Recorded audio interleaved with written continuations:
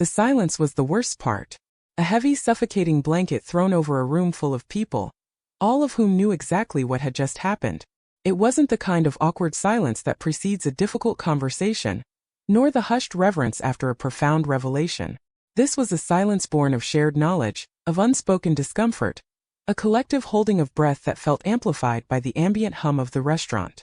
And then the sudden violent eruption of my phone, 16 missed calls blinking insistently on the screen, a jarring counterpoint to the stunned quiet.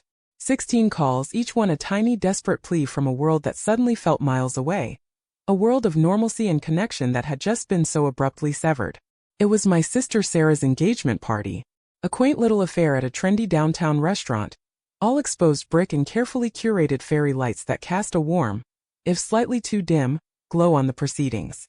The scent of expensive perfume and good food hung in the air, a stark contrast to the emotional chill that had descended. I'd been looking forward to it genuinely. Sarah and I hadn't always been close.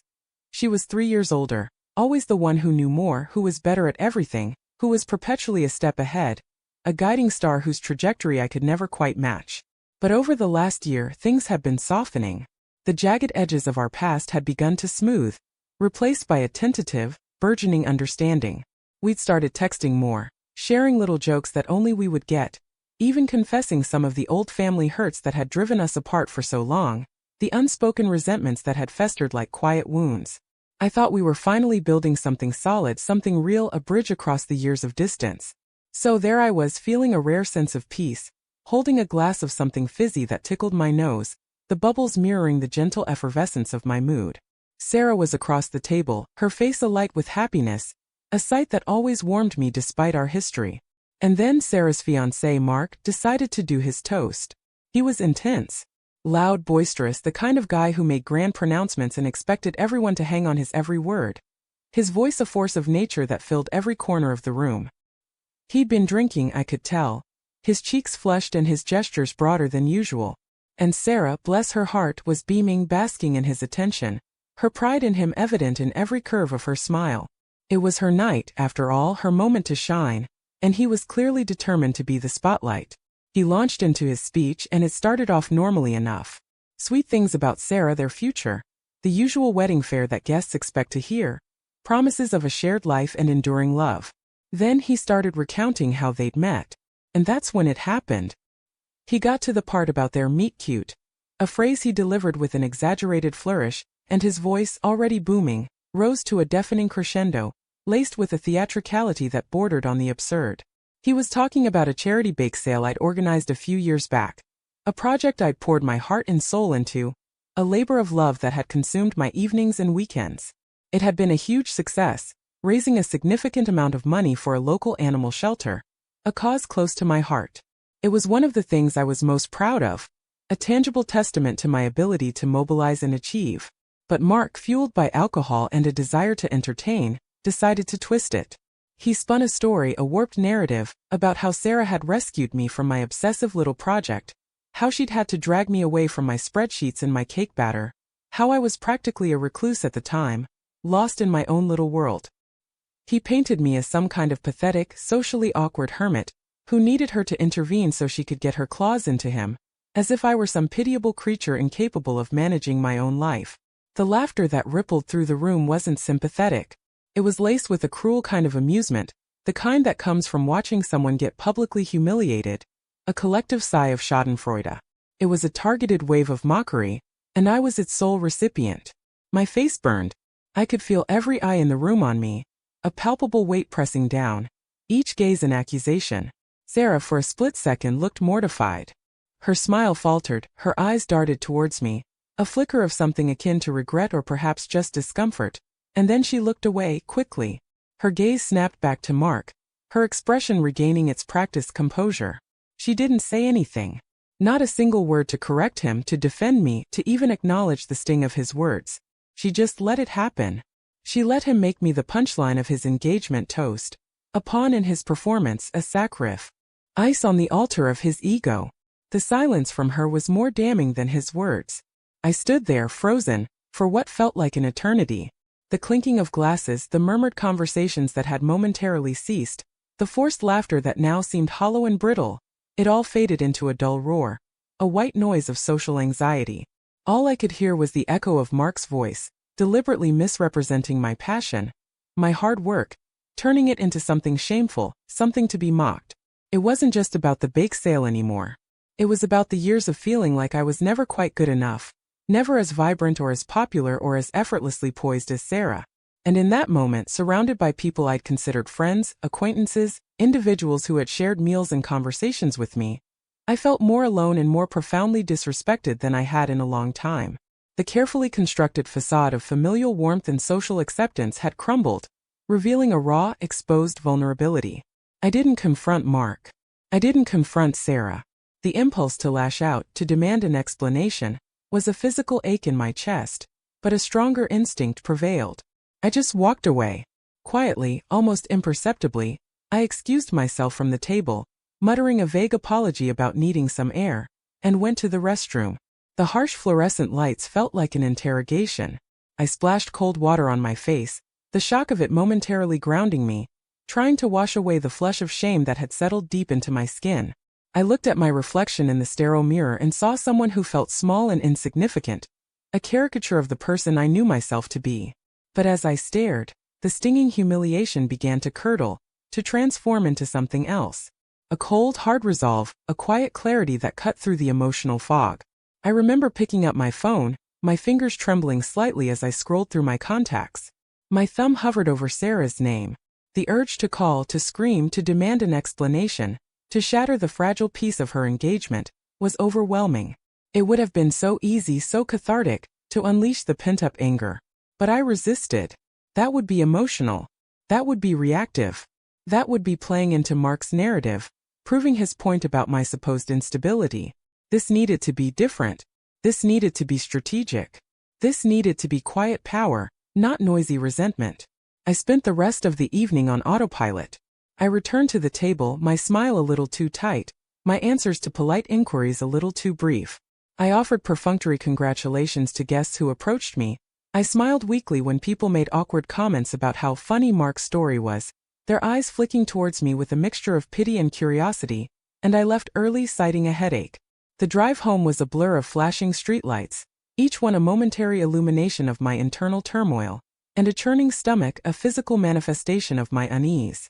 The city lights blurred, the familiar streets felt alien, and the silence in my car was a stark contrast to the simulated conviviality of the restaurant.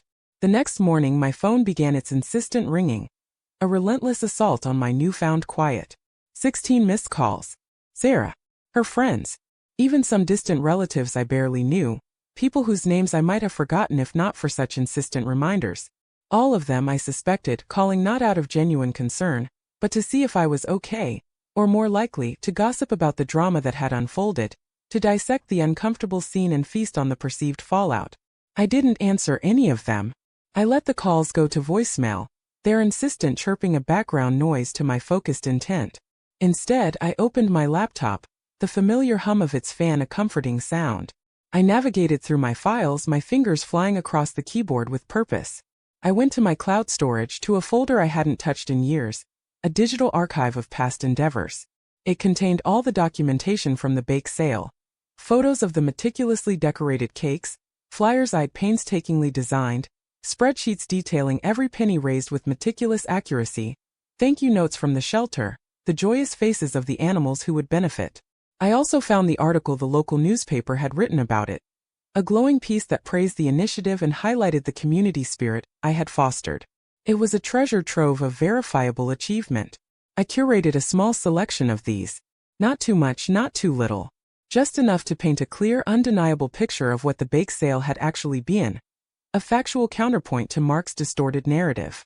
The photos of the vibrant displays, the newspaper clipping that validated its success, a concise summary of the funds raised, clearly itemized and transparent, and the shelter's official The NKU letter, printed on their letterhead, bearing their seal of gratitude. Then I opened a new email, my fingers poised over the keyboard. I addressed it to a handful of people. Sarah, of course, the instigator of this entire chain of events, though perhaps indirectly. Mark, too, though I knew he wouldn't truly understand or appreciate the nuance of my response. And then the people who had been at the party, the ones whose opinions I suspected Mark and Sarah valued most, The ones whose laughter had felt like daggers, Sarah's closest friends, a few of our aunt and uncles who were known for their keen observational skills, and a couple of mutual acquaintances who had seemed particularly amused by the toast, their eyes glinting with a shared understanding of the humiliation. My fingers hovered over the keyboard. I could have written a scathing email, a torrent of words detailing my hurt and anger, my disappointment and my sense of betrayal. It would have been cathartic, a release of the emotional pressure that had been building. But that wouldn't be quiet. That wouldn't be strategic. That wouldn't be the kind of response that truly shifts perceptions. Instead, I wrote a very brief, very neutral message, a starkly factual presentation. Subject: regarding the charity bake sale. Hello everyone. I've received a few inquiries about my charity bake sale from a few years ago, and I wanted to share some information in case there was any confusion. I've attached a few documents that illustrate the project and its impact. Thank you for your interest. Sincerely. And then I attached the curated files. The proof. The tangible evidence of my effort and its positive outcome. I sent the email. And then I closed my laptop. I didn't obsess over it. I didn't check my inbox for replies, didn't reread my carefully crafted words, didn't imagine the reactions. I went for a walk, letting the crisp air clear my head. I listened to music, the melodies a soothing balm to my frayed nerves. I did things that had nothing to do with Sarah, Mark, or the party, reclaiming my own sense of self, my own life outside the shadow of their drama. The fallout wasn't immediate, but it was noticeable. A subtle shift in the social landscape. Over the next few days, the silence from Sarah's end was deafening. The missed calls stopped. The texts remained unanswered, her previous effervescence replaced by a void. I'd see her friends occasionally at the grocery store or the dog park, and their smiles would be tight, their greetings clipped, their eyes avoiding mine. There was a subtle shift in the air whenever I was around people who had been at that party, a palpable awkwardness, as if a little cloud of unease had followed me, a silent acknowledgement of something unresolved. Then I ran into one of Sarah's bridesmaids at a coffee shop, a woman named Chloe. We'd always been friendly, if not particularly close, sharing polite conversations about work and mutual acquaintances. She started to talk about the engagement, her words a little forced, her eyes kept darting away, unable to meet my gaze directly. It was nice, she said, picking at a napkin on the table, her voice low and hesitant. Sarah seems happy. That's good, I replied, my voice calm, neutral, betraying none of the internal assessment I was making of her demeanor. She hesitated, a struggle playing out on her face. Look, she finally blumbled, her voice dropping even lower, her gaze fixed on the table. I just wanted to say, that whole bake sale story at the party, it wasn't right. She looked up at me then, a flicker of something like relief in her eyes. Everyone was looking at you, she whispered, her voice barely audible above the cafe's ambient noise. And then when your email went around, people started talking. Mark looked so small suddenly, like his bravado had deflated. And Sarah, she just looked mortified. It kind of ruined things for her a little. Like she wasn't the good sister, you know? She'd made herself look bad by letting him do that, by staying silent, and then you sent the email and it was like, oh. She knew you'd done something amazing, and she still let him belittle it for a laugh. She trailed off looking guilty, as if confessing a transgression, but also relieved, as if a burden had been lifted. She'd been caught in the crossfire, an observer to the subtle social maneuvering. I didn't gloat. I didn't feel a surge of triumph or a vindicating rush of power. I felt a quiet sense of equilibrium, a feeling of balance restored. The truth, presented factually and without fanfare, had done its work. It hadn't destroyed anyone, hadn't sparked a public scandal or a dramatic confrontation. It had simply subtly shifted the perception of those present. Mark's boisterous, cruel story had been replaced in people's minds by the image of a dedicated individual who had achieved something significant and positive. Sarah, who had chosen silence and complicity, wing her partner's disrespect, was now seen not as the happy bride basking in her fiancé's adoration, but as someone who had allowed her partner to disrespect her own sibling for a cheap laugh, a moment of perceived social gain. Her judgment, her loyalty, her sisterly bond had been called into question, not by my actions but by her own inaction. Sarah and I didn't talk for weeks. The phone calls went unanswered, the texts unread. The distance between us widened, a silent acknowledgement of the rift. When we finally did speak, a tentative conversation initiated by her, the dialogue was stilted, superficial, a careful navigation around the unspoken issue. The warmth we'd been building, The tentative bridge we'd been constructing had been replaced by a thin layer of ice, a fragile barrier that threatened to shatter at any moment.